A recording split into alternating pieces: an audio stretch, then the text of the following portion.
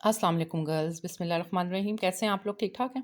अच्छा, आपके सामने अब मैंने बोर्ड के लाहौर बोर्ड का जो मॉडल पेपर है वो खोला हुआ है और क्यों खोला हुआ है? इसलिए खोला हुआ है ताकि मैं आपको बता सकूँ कि बोर्ड में कैसे आप 30 आउट ऑफ 30 मार्क्स ले सकते हैं। तो सबसे पहले ये पेपर पैटर्न हम देखते हैं।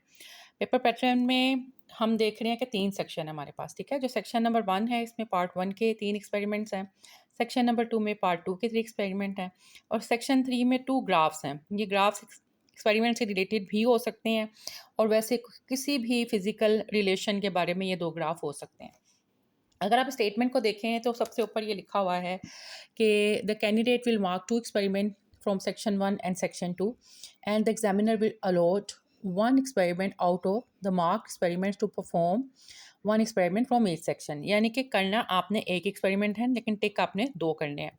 तो टिक क्यों 2 करनी है? वो इसलिए करनी है ताकि आपके और आपके टेबल पे जो दूसरा कैंडिडेट मौजूद है, उन दोनों का सेम एक्सपेरिमेंट ना हो जाए। तो आपको इतना ऑप्शन दी जाती है कि आप 2 टिक कर लें। जैसे सपोज़ आपको लगा कि ये जो value of g by free fall है यूजिंग इलेक्ट्रॉनिक टाइमर, ये आप कर सकते हैं। सिंपल पेंडुलम वाला आप कर सकते हैं, जिसे मैथ्स को आपने शो करना है इंडिपेंडेंट है, टाइम पीरियड जो independent of maths of Bob है, ये कर सकते हैं। लेकिन आपको ये लगता है कि radius of hair using laser मैंने नहीं किया हुआ, तो ऑब्वियसली आप इसको टिक नहीं करेंगे। तो जैसे सपोज़ इसमें आपने 1 और 2 को टिक कर लिया। इसी तरीके से सेक्शन नंबर 2 में देखें तो resistance of voltmeter by graphical method very important experiment, ये भी इंपॉर्टेंट है। और एंड ये भी स्टूडेंट्स ने किया होता है। पोटेंशियोमीटर, इसमें तीनों ऐसे हैं जो आपने किए हुए हैं, तो आप कोई भी 2 टिक कर लेंगे। तो जैसे आपने 4 वाला टिक कर लिया और आपने कहा कि मुझे 6 वाला टिक करना है। अब एग्जामिनर आपके पास आएगा, एग्जामिनर देखेगा कि आपने अच्छा ये 2 टिक किए हुए हैं, तो उनमें से आपको एक करने को दे दिया। सपोज़ आप उसको उसने आपको कहा कि आप जो है ये करेंगे और दूसरा आपने कहा कि यहाँ पे आप 4 वाला कर लो, ठीक है? और बकाया जो दूसरा है वो आपके साथ जो टेबल पे दूसरा कैंडिडेट है उसको दे देगा। ये चीटिंग का चांसेस कम करने के लिए इस तरह से किया जाता है। फिर इसके बाद जितनी देर में एग्जामिनर ये सारा अलॉट कर रहा होगा, आपने क्या करना है, आपने सेक्शन नंबर 3 में आना है। इसमें से कोई भी आप ग्राफ प्लॉट कर सकते हैं। अच्छा, आपको जिस तरीके से थ्योरी के पेपर में मिलती है ना आंसर शीट, इसी तरीके से प्रैक्टिकल के पेपर में भी एक बुकलेट सी होती है जिसमें 3 शीट्स होती हैं, यानी कि 6 पेजेस होते हैं और उसमें ग्राफ भी स्टिच होते हैं। ग्राफ कौन से वाले होते हैं? सेंटीमीटर स्केल वाले। यानी कि सेंटीमीटर स्केल आपने देखा होगा, ये वाले ग्राफ, ये सेंटीमीटर स्केल वाले ग्राफ उसमें आपको मिलते हैं। इस तरह से बुकलेट होती है। अच्छा, अब यहाँ पे देखें, यहाँ पे 10 मार्क्स हैं पार्ट 1 के, 10 मार्क्स आपको पार्ट 2 में मिलेंगे। जो ग्राफ है उसके पहले 5 होते थे, अब 4 हैं और ये 4 मार्क्स में से 3 मार्क्स प्लॉटिंग के हैं और 1 मार्क्स जो है आपका शॉर्ट क्वेश्चन का है। और जो आपकी नोटबुक है पहले 2 नंबर की होती थी, अब वो 3 मार्क्स की हो गई है और आपका वाइवा भी जो है वो पहले भी 3 का था, आपका 3 अब भी 3 का ही होता है। तो मेन चेंजिंग यहाँ पर और यहाँ पर चेंजिंग आई है। अब स्टूडेंट्स को ये होता है कि हम किस तरीके से मार्क्स ज़्यादा से ज़्यादा ऑब्टेन कर सकते हैं, ठीक है? जैसे अब इस दफ़ा ये भी आया कि ये जो 10 मार्क्स हैं, इनमें से कुछ आपको मिलेंगे लैब में और कुछ आपको मिलेंगे बोर्ड ऑफिस में। और वो कितने मिलेंगे? वो तकरीबन 14 मार्क्स आपको मिलने हैं बेटा लैब में और 16 मार्क्स मिलने हैं बोर्ड में। इसका जो है हम किस तरीके से देख सकते हैं, जैसे अगर मैं आपके सामने ये कुछ डिस्कस करूं कि 10 में से अगर सपोज़ आपको वर्नियर कैलिपर आता है, तो वर्नियर कैलिपर में से कितने मार्क्स आपको ऑब्जर्वेशन के मिलेंगे? ये जो परफॉर्मेंस ऑन ऑब्जर्वेशन है ना, ये सारे मार्क्स आपको मिलने हैं लैब में और कैलकुलेशन और रिजल्ट ये वाले मार्क्स आपको मिलने हैं बोर्ड में। अगर आप यहाँ पे देखें, मैं वर्नियर कैलिपर डिस्कस कर रही हूँ, तो determination of vernier constant, least count इसको बोलते हैं, इसका आधा नंबर है। ज़ीरो एरर को मेजर करने का प्लस माइनस दोनों ये होगा, इसका भी आधा number. Zero correction if any, उसका भी आधा लिखा है। अगर आपने नहीं है तो ऑब्वियसली नील लिखेंगे, तो वो नील लिखने के ही आधे आधे नंबर आपको मिल जाएंगे। फिर आपने मेजरमेंट की diameter of solid cylinder at 2 perpendicular directions at 3 different places, ठीक है? तो आपने क्या किया, डायमीटर फाइंड आउट किया और उसकी 3 रीडिंग्स ली हैं, उसके आपको 1 नंबर मिलेगा। फिर डिटर्मिनेशन ऑफ लेंथ, उसका भी 1 नंबर है। डिटर्मिनेशन ऑफ मीन मेजरमेंट, इसका हाफ नंबर है। तो इसमें से 4 नंबर ये जो हैं ये आपको मिलेंगे लैब में।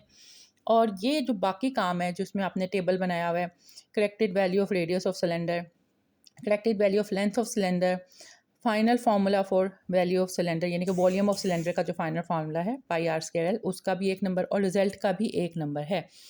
अब यहाँ पे देखिए मैक्सिमम रीडिंग आपको कब मिलेंगी, मैक्सिमम मार्क्स जब आपने 4 रीडिंग ली हुई हैं, 80% मिलेंगी जब आपने 3 रीडिंग ली हुई हैं, और 60% मिलेंगी जब आपने 2 ली हुई है रीडिंग, ठीक है। इन ईच केस यानी लेंथ में भी और डायामीटर में भी। तो देख लें नंबर ऑफ़ रीडिंग 4 आपने इसमें लिखनी है।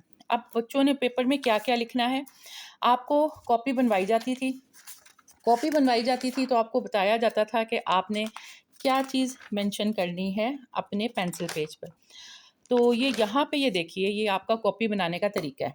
इसमें यहाँ पे जो आपका पेंसिल पेज वाला काम है ना, ये सारा का सारा आपने मेंशन करना है बोर्ड में, ठीक है। प्रोसीजर वाली साइड ये आपको लिखने की ज़रूरत नहीं है। कॉपी बनाने के तरीके में जो पेंसिल पेज वाली साइड है, वही आपने बोर्ड में लिख कर आनी है। जैसे कि फर्स्ट ईयर के एक्सपेरिमेंट के लिए क्या है, ऑब्जेक्टिव स्टेटमेंट। वैसे ऑब्जेक्टिव ऑपरेटर्स का कोई मार्क्स नहीं होता, लेकिन अगर आप लिख लें तो एक अच्छा इंप्रेशन जाता है। ऑब्जर्वेशन और कैलकुलेशन, उसमें टेबल आ जाता है, और रिजल्ट। ये 4 हेडिंग्स हैं जो आप फर्स्ट ईयर में दे दें।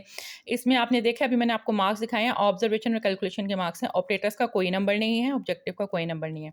ऑब्जर्वेशन, कैलकुलेशन और रिजल्ट, बेसिकली इन 2 चीज़ों के नंबर होते हैं। लेकिन अगर आप ये लिख लेंगे तो एक अच्छी बात होती है। पार्ट 2 के एक्सपेरिमेंट में सर्किट डायग्राम बहुत इंपॉर्टेंट है, ये आपने ज़रूर बनानी है, इसको छोड़ना नहीं है। बाकी हेडिंग्स वही हैं। Objective, operator, circuit diagram, observation और कैलकुलेशन और रिजल्ट। अभी जो मैंने आपको ये मार्किंग स्कीम दिखाई है, ये मार्किंग स्कीम सारे प्रैक्टिकल्स की मौजूद होती है, और आपकी बुक में हर प्रैक्टिकल के एंड में मार्किंग स्कीम गिवन है। जैसे कि मैं अगर आपको यहाँ पे दिखाती हूँ, जो मैंने अभी आपको वर्नियर कैलिपर की दिखाई है ना, तो वर्नियर कैलिपर का हमारा एक्सपेरिमेंट नंबर 1 है। एक्सपेरिमेंट नंबर 1 पे आ जाएँ। इसके एंड में ये यहाँ पे मार्किंग स्कीम आपको बिल्कुल जैसे मैंने बताई है वैसे यहाँ पे गिवन है। अच्छा, अब इसके बाद कुछ पार्ट 2 की मार्किंग स्कीम मैं आपको दिखा देती हूँ। पार्ट 2 के एक्सपेरिमेंट्स चूँकि वो कनेक्शन वाले होते हैं, तो उसमें आपको सर्किट डायग्राम भी लाज़मी बनानी होती है। जैसे मैं एक्सपेरिमेंट नंबर 1 का ही आपको ये मार्किंग स्कीम डिस्कस कर लेते हैं आपके साथ।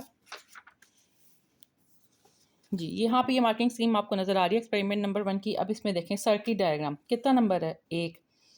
फिर कनेक्शन, ये आपको लैब में ही मिलना है, ठीक है।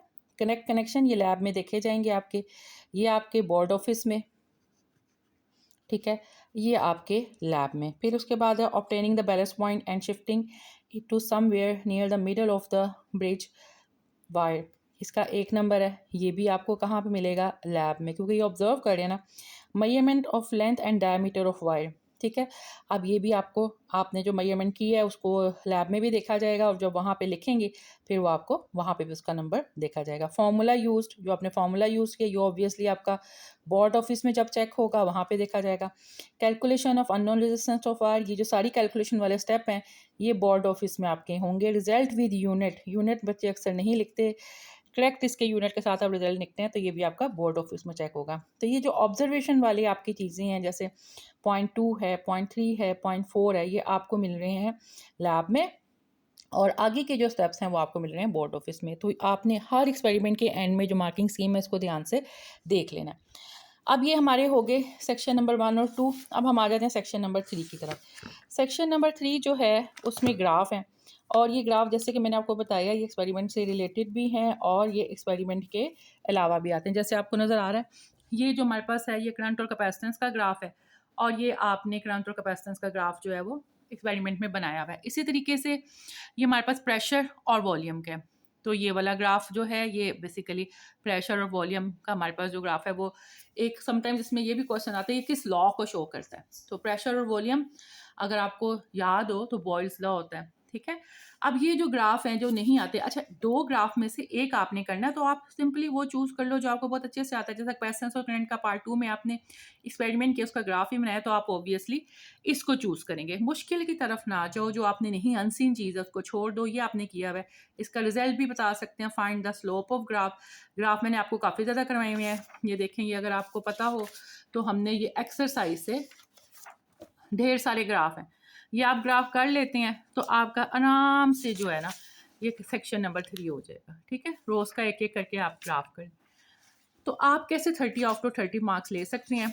आपने एक तो लिखने में कोई मिस्टेक नहीं करनी। मार्किंग स्कीम मैं आपको दिखा चुकी हूँ, उस मार्किंग स्कीम के मुताबिक अपनी तैयारी करें, बहुत अच्छे से अपना देखो, और क्या क्या लिखना है, किस किस तरीके से लिखना है, ये मैंने यहाँ पे आपको पेज नंबर 1 है आपकी बुक का, ये पेज नंबर 2 है, पेज नंबर 2 पे आपकी बुक का ये तरीका भी लिखा हुआ है। ये सारी चीज़ें जो पेंसिल पे ये करना है, प्रोसीजर आपने नहीं लिखना, प्रोसीजर नहीं लिखते बोर्ड में, ठीक है? ये वाली साइड लिखते हैं और मार्किंग स्कीम अगर आप देख रहे हैं, जैसे ये वाला एक्सपेरिमेंट हमारा एक्सपेरिमेंट नंबर 3 है, इसमें आपको पेज मिलता है, पेज पे आपने रीडिंग लिखनी है। तो अगर बेटा मार्किंग स्कीम आप हर एक का देख रहे हो, उसको देख के तैयार कर रहे हो, तो कोई मसला नहीं कि आपके फुल मार्क्स ना आएँ। तो इस तरीके से आपने अच्छे तरीके से ध्यान से तैयारी करनी है, ठीक है? ओके गर्ल्स, अल्लाह हाफ़िज़।